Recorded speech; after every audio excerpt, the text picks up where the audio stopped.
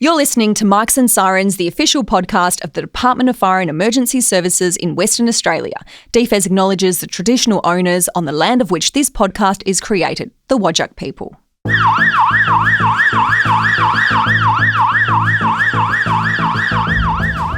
We had a call for mercury in a quarantine bin at the airport. I was really perturbed that it had been on an aircraft because mercury eats holes in aircraft. The aircraft turned out to be an Airbus. It was in North America. We had it grounded immediately. Quite often what I'm concerned about is something that they're not even looking at, because they're looking at the big thing that they're worried about, and the little tiny thing next to it is actually the thing that can blow up and cause everything to go really wrong. So I take it, given all that, dangerous chemicals don't scare you? No. Science isn't a word we'd expect to hear when talking about fire or emergency services.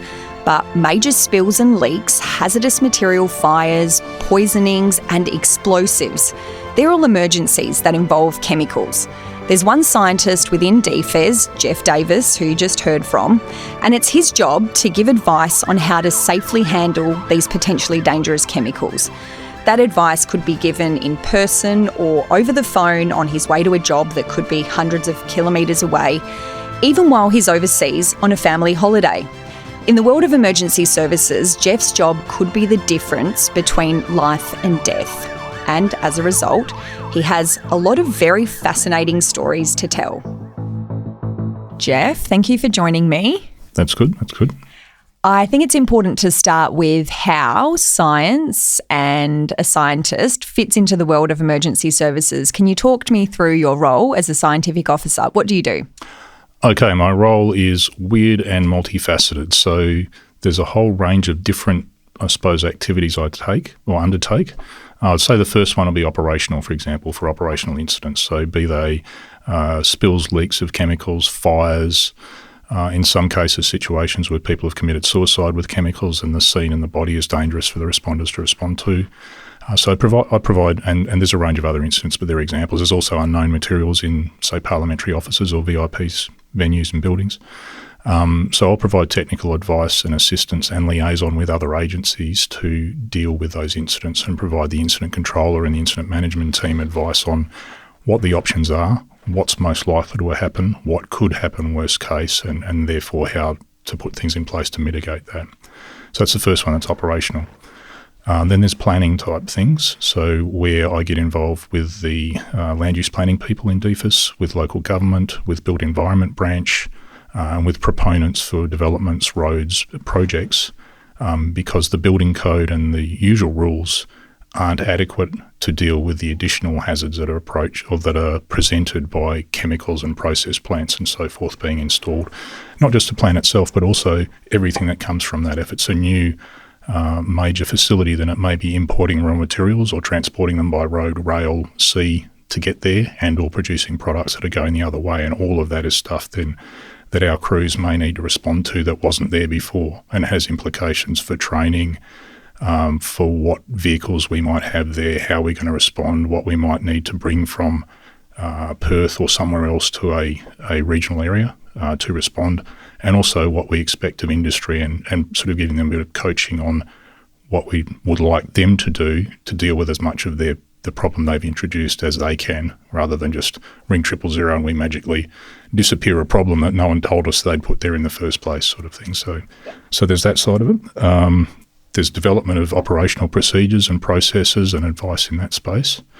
And I have a fair bit of strategic impact nationally that I represent the Australasian Fire and Emergency Services Authorities Council, AFAC, on the Competent Authorities Panel for Dangerous Goods with all the regulators nationally, the Australian Forum of Explosives Regulators, and I also chair a technical committee at Standards Australia called CH9, which is for safety of chemicals. And that's responsible for writing and updating most of the Australian standards to do with storage and handling of dangerous goods. And through that, there's a very big network of people that I get involved with across the country in industry and government to mitigate and minimise risk and hazard associated with dangerous goods and chemicals. So that's a fair bit of it. Evaluation of new technologies as well as new sites going in. There's new things that come into the market that then we may need to respond to, and or they may provide technologies that we can use to respond with to incidents as well. So new widgets, sort of not quite the Q out of James Bond, but looking at what toys are out there, what problems they can cause for us in the community, but also what use they may be. And there's other parts of DFIS that do that as well, but I'd keep up to speed with that. So I take it, given all that, dangerous chemicals don't scare you? No. What does scare me is people that don't know what they're doing with them, whether they're planning, designing, regulating, constructing, transporting, running businesses where they supply or import or export those materials. Over time, there's been less and less technical people in industry and government, and therefore the people that are there have a lot higher demand on their expertise and skills to provide the right advice to make sure that hazards are identified, risks are managed, and things that are being done are done as safely as they can be. And we're in the picture so that we know that we might need to respond to whatever it is. You mentioned a few of the incidents you attend. Can you give us a quick snapshot of something a scientific officer would attend? So a spill, and that's not every spill. These are the more complex and unusual ones. So it may be that the nature of how big it is, what it is, or where it is, and what it's next to is more complex than usual. Or we don't know what it is, and it could be something problematic. Or we might have an incident, for example, we've got a fire in a premises or in a type of business that I know that type of business has X, Y, and Z that can be very problematic or dangerous, and therefore I'll contact the people involved in our part of DFIS to suggest that I probably should attend this incident just to make sure that we are on top of the hazards that are there and the incident management team are aware of how to manage them and that they are present to be dealt with. What is the strangest or funniest incident that you've attended? You've obviously attended a lot of weird and wonderful things. Yeah. What's the strangest or funniest thing that you've seen? I'll probably go one of the ones with the most immediate ramifications, and that was a barometer that was, well, actually I'll go back one. We had a call for mercury in a quarantine bin at the airport, and I thought, well, this is a bit unusual, so we went to that. And the first question was, where did this mercury come from? Why is it in the quarantine bin at the arrivals hall in the airport? And it transpired that in the last day or two prior, someone had brought a mercury barometer in on an aircraft. It was broken, it had been leaking, and the quarantine staff had sort of swept up the mercury and it had gone in the bin. And no one had thought anything about it until someone saw it in the bin and we got called. I wasn't particularly perturbed by the mercury in the bin in the airport. I was really perturbed that it had been on an aircraft because mercury eats holes in aircraft. So my immediate concern was to find out what flight that had been on, who the airline was, and where on earth, literally, the aircraft was. The aircraft turned out to be an Airbus that was in North America. We had it grounded immediately. The wiring loom and everything was completely stripped out of the airframe to look for mercury. The service life of the aircraft was halved and the frequency of internal inspections was doubled for the remaining life of the aircraft. So that one, if we hadn't done that, could have resulted in an aircraft crash anywhere on the planet from the incident that had occurred that we became aware of at Perth Airport. So that's sort of a minor mercury spill from our perspective at the airport, but the ramifications could have been huge somewhere else on the planet. If it were just contained to Perth Airport, would that have been okay? It would have been relatively straightforward to deal with, yeah. What's the scariest incident you've attended? Again, they're weird and wonderful. There's been a lot, but I'll pull one. And that was in the last few years. And it was an incident where we had an industrial fire, which had burned overnight, quite a large industrial fire with fireballs and a lot of media coverage.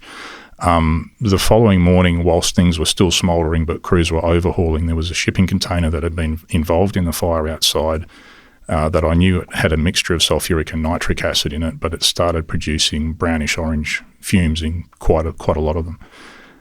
My concern immediately is that is from that acid mixing with something that we weren't told was in the container, and I needed to really quickly find out what was in the container or what else was in the container. I found out what that other material was, and that would react with the sulfuric and nitric acid to make a really unstable high explosive, which could then detonate and, of course, is not good for crews or anyone else around. The only way, however, I could work out to make that safe was to throw a lot of water in there to dilute it, and that would have caused the acid to dissolve the shipping container and make a very large cloud of toxic, corrosive, browny orange gas. So I got in contact with someone from Chem Centre because I could only identify bad option, lots of toxic gas, or worse option, detonation, crater and shrapnel and debris going everywhere. The Chem Centre chemist that got there, I talked through what we were doing, what I'd come back with and what I determined, and he concurred. And I went, okay, well, we got bad or worse, so let's go with bad. I advised the incident controller.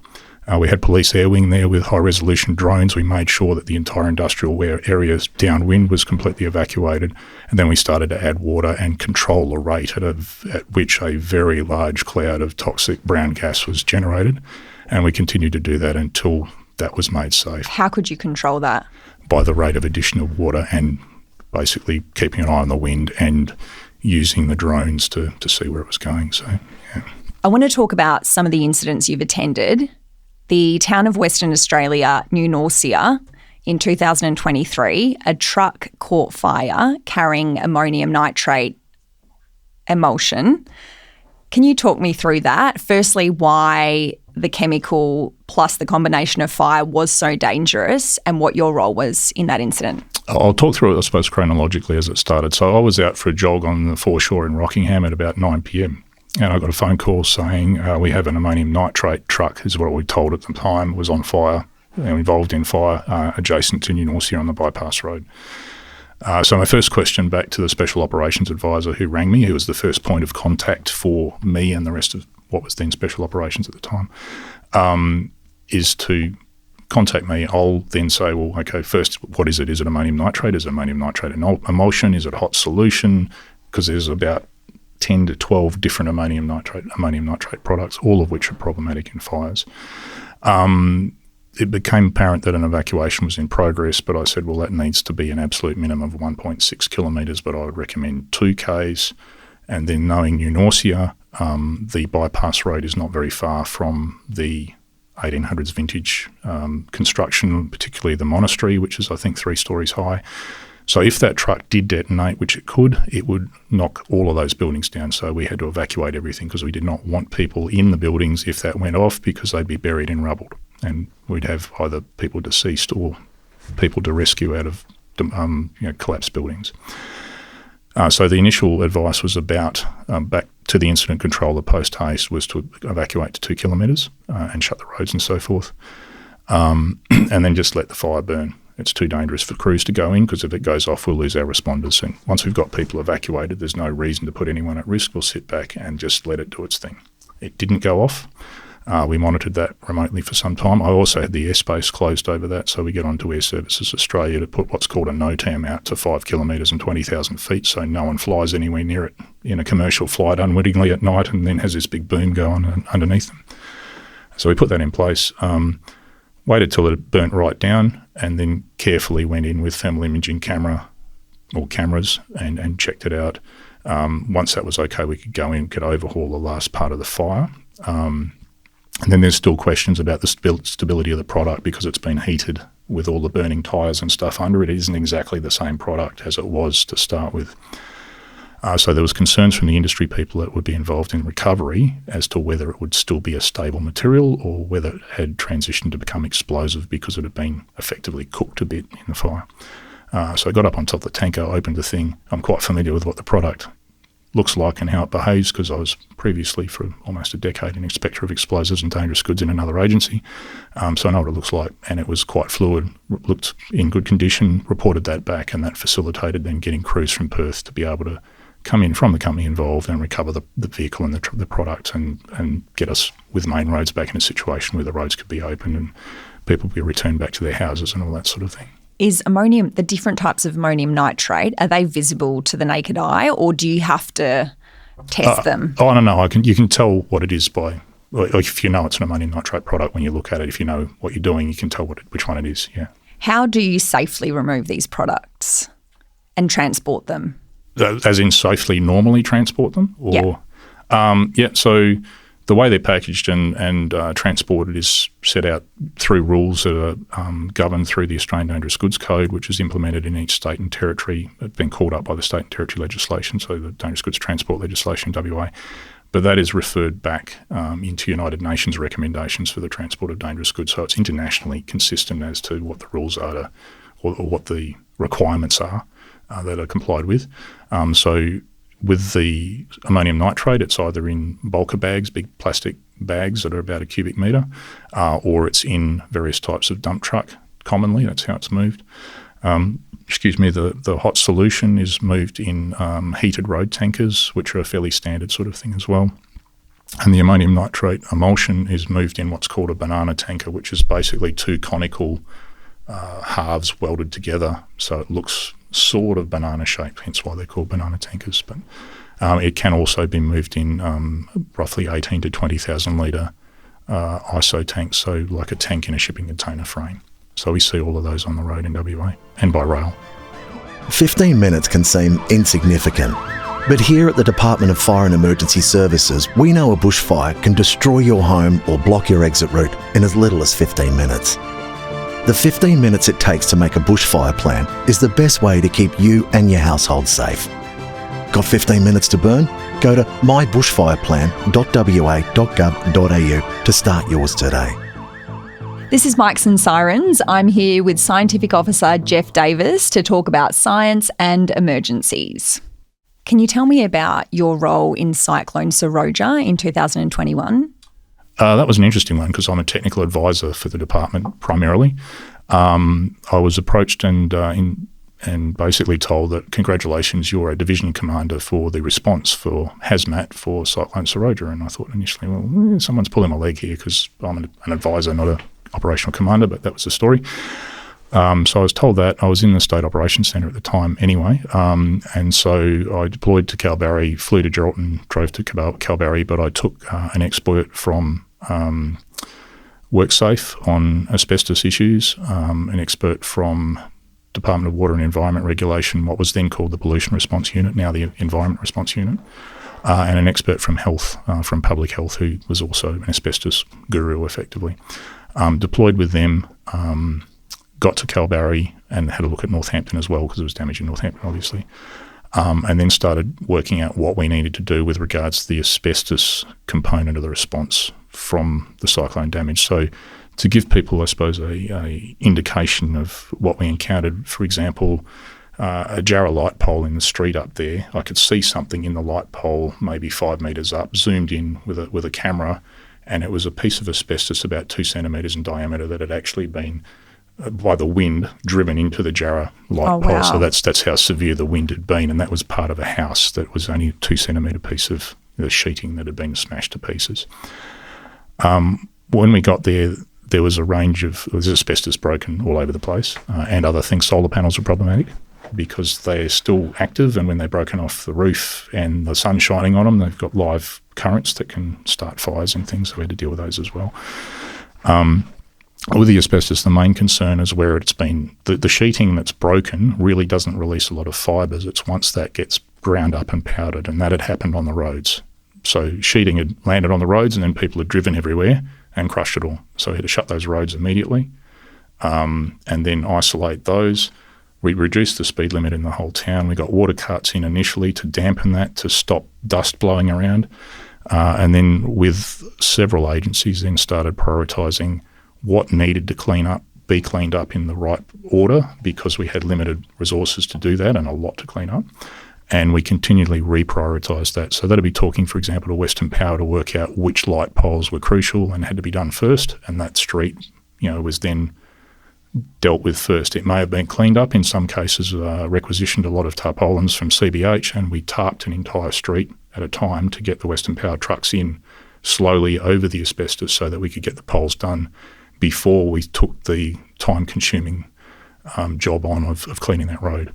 So there's a lot of techniques, and we what else do we do?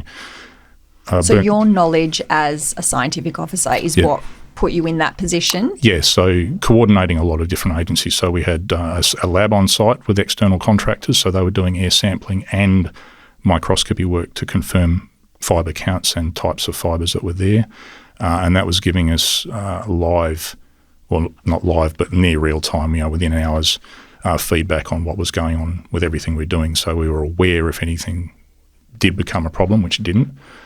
We could confirm that what we were doing was not causing any hazards or additional hazard to the public.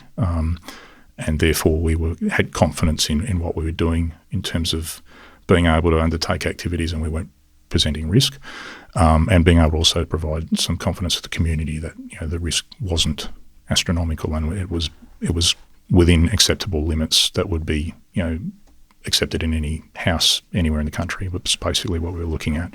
So we had those people.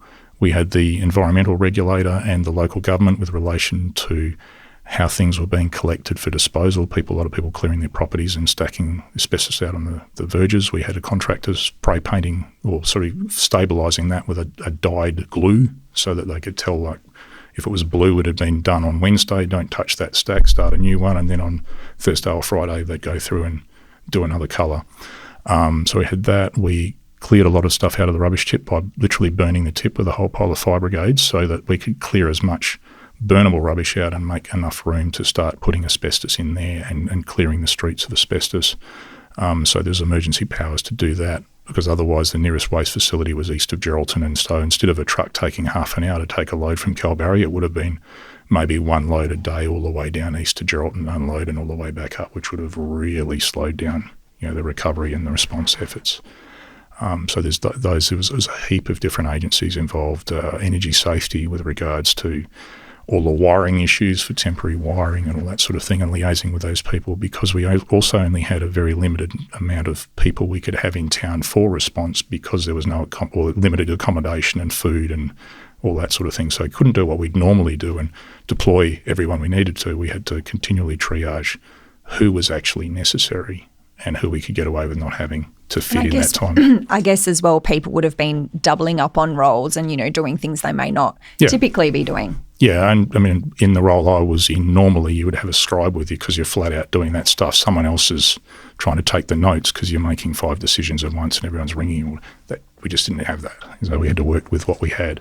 And as a technical team, so those health, that 4 agencies, myself and the other 3, we spent a lot. We'd have dinner together and discuss over what had happened that day and have messaging ready for the town meeting the next day with the whole community, because we had town meetings at, I think, 10 or 11 o'clock each morning.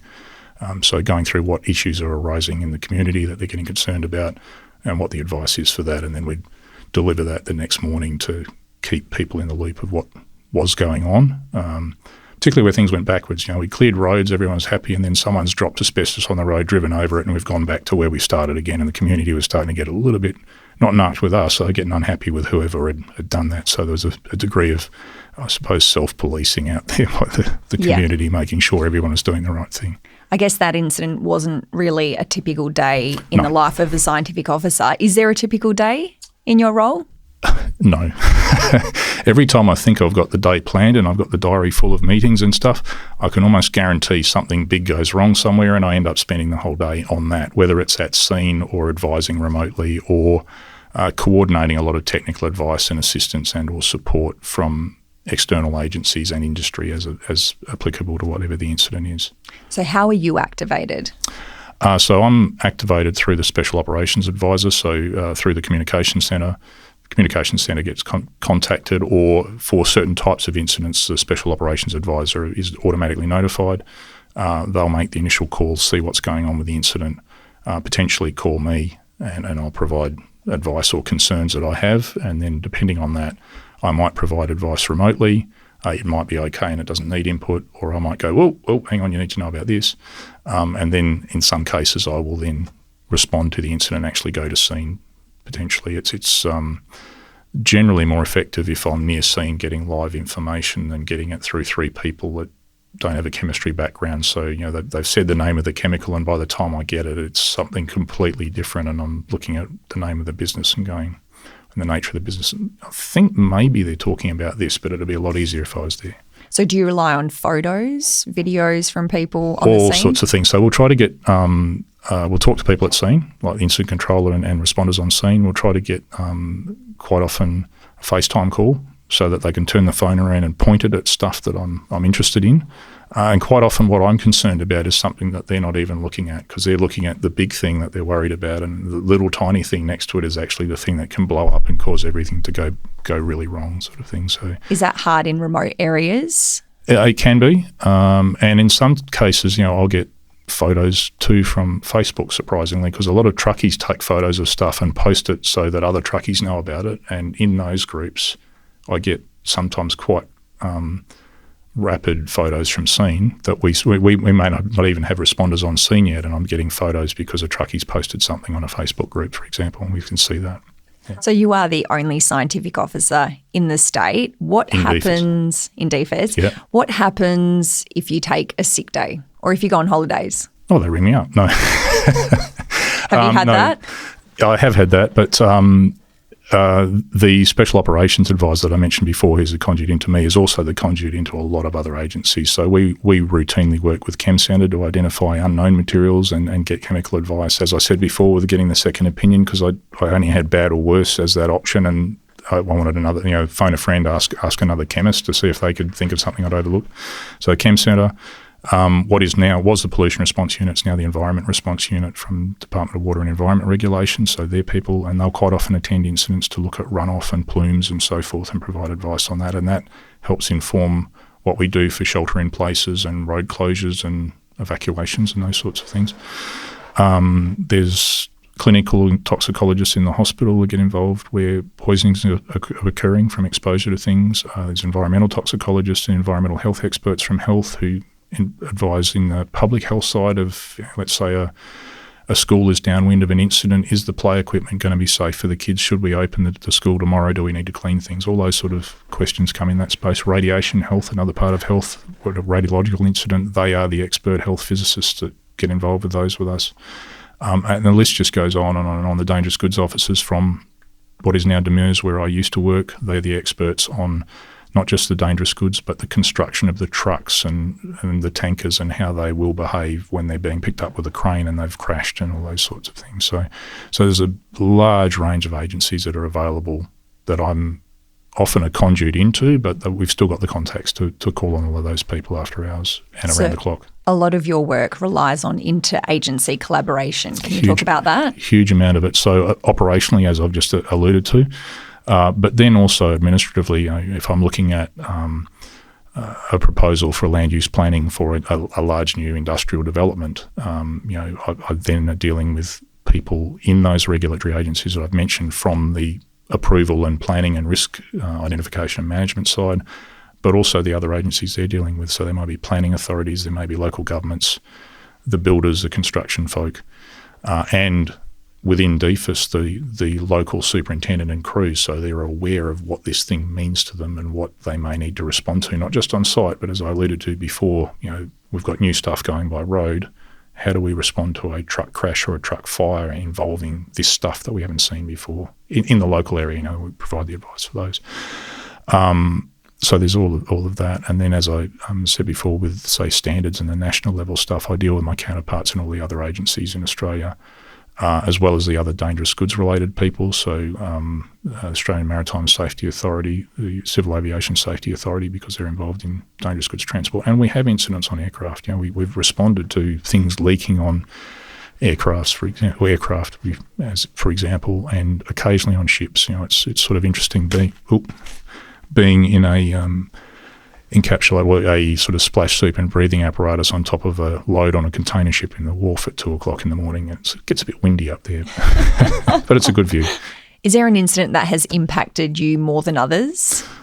Not really. I won't say they're all equal, but they're all very different. And not very different, but there's a lot of quite unique features of different ones. So I think one of the key things for me is being aware of how people perceive things. Quite often, the risk is actually low as a scientist looking at statistics, and it's very unlikely, or this won't cause a problem or a health issue.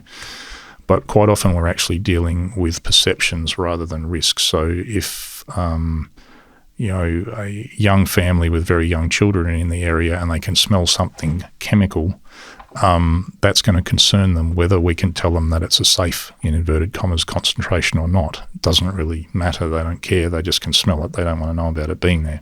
And so it's important to recognise that quite often in how we're responding to things. Telling people it's safe with, quite frankly, a person in a suit from Perth when you're out in the bush somewhere doesn't really work. You've got to put it in the context of what you're looking at. And quite often we have to do different things to remove the perception or deal with the perception of the hazard and not just what the hazard is. We've had that before where I've had, for example, ambulances that have been contaminated from a patient that was covered in something, and it took 2 days to get the ambulance to a concentration that was safe, but you could still smell it. Now, I'd imagine if someone is in labour getting into the ambulance, they're not going to be very happy with the chemical smell in the ambulance. So you've got to deal with the extra bit to make sure that it's dealing with the perception problem as well as the actual hazard or risk. Yeah. You've seen a lot of confronting things in your role. Yeah. How do you cope on days when you've seen something that's quite traumatic? The traumatic thing to me usually isn't traumatic to me, which sounds odd. The thing that's probably most challenging is if you're dealing with an incident where all of the family are there. It's usually not the victim or the patient that concerns me. It's usually the response if the kids and the partner and all of that are there. But I think you work through that with the people you're there with. But also from my perspective, I need to be acutely aware of that if I'm advising people at an incident, that I've got to consider what reactions they may have to what they're going to do, because we can't have, in some of these situations, cannot have someone go in there and freeze or not be able to cope when they're in a critical position or critical role, or if they are, we've got a plan B, C and D to make sure that we've got a way to deal with that, work around it and continue to achieve the objective. For example, I don't know, if we had a leaking toxic gas, we've got to get the valve turned off type thing or whatever that is. So you need people to be their best when they're dealing with these chemicals. Not just be their best, but identify the limitations. You don't have to be I'm going to go in and do it, and then it's better that they come up front and say, I don't think I'm going to be able to cope with this, than be in the middle of it and it doesn't work, or they can't cope with what they're doing or they need to do. And there's nothing wrong with it. It's much better to say that up front and deal with that up front and modify the plan or get a new plan than run with it and it's not going to work. Yeah. What is something that people would be surprised to know about your job? Probably the behind-the-scenes stuff. So people see me, particularly in DFIS, at incidents and know that I provide technical advice about stuff that's going wrong now, but they don't necessarily see the follow-on side of that. So I'll pick one example, and that was several years ago now. We had a shipment of paraquat, a pesticide, that came in through the port of Fremantle, and there was 2 shipping containers of it. Both were taken by road. One went to a premises in Maddington and another one went to a premises in Welshpool. They were full of 20-litre white plastic containers of this pesticide. Those containers had failed, or some of them had. So there was this trail of paraquat on the roads to those 2 locations from Fremantle Port. We initially got called to one of the premises because a leak was noticed, and then when we started looking at it, we worked out what had happened and then sent trucks in reverse direction and identified stuff on the road all the way back to the port. Anyway, we dealt with that, but the thing that became apparent to me, I looked at one of the containers, and dangerous goods containers have United Nations approval marks on them to say that this has been tested and has met the criteria to be strong enough and suitable to handle dangerous goods. You can't just throw it in any old bucket or whatever. The approvals on these plastic drums were actually codes for cardboard boxes. So the supplier who'd provided that chemical had basically been ripped off overseas and been given fraudulent containers that someone had put fake markings on as approvals. Oh, wow. And that's that was concerning. Immediately apparent to me, because the code was the code for an approved cardboard box, not a plastic drum. So we worked with the Dangerous Goods Regulator here, the Australian Maritime Safety Authority, because it had gone by sea, back into the regulator in Vietnam, back to the company that had provided it, and got the product frozen where it was, or grounded all over the world, and then got the containers replaced with containers that were actually approved. So the company basically didn't know they got ripped off, and we got that fixed across the whole planet. So that comes out of crews here dealing with a job in Welshpool and Maddington, but the tail end of it is right over the planet sometimes.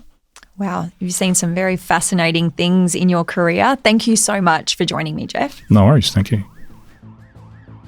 Are you looking for fast, accurate and official information that helps you to make informed decisions to stay safe during an emergency? The Department of Fire and Emergency Services Emergency WA app lets you set up watch zones for places important to you. So, if an emergency happens in your watch zone, you'll receive alerts and warnings. The best part?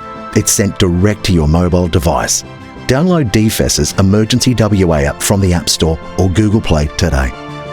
Thanks for listening to Mics and Sirens. I'm Silvana Politano. Join me in the next episode when I sit down with an emergency services volunteer who shares the details of an incredible search she was part of. For more information on this episode, visit the show notes.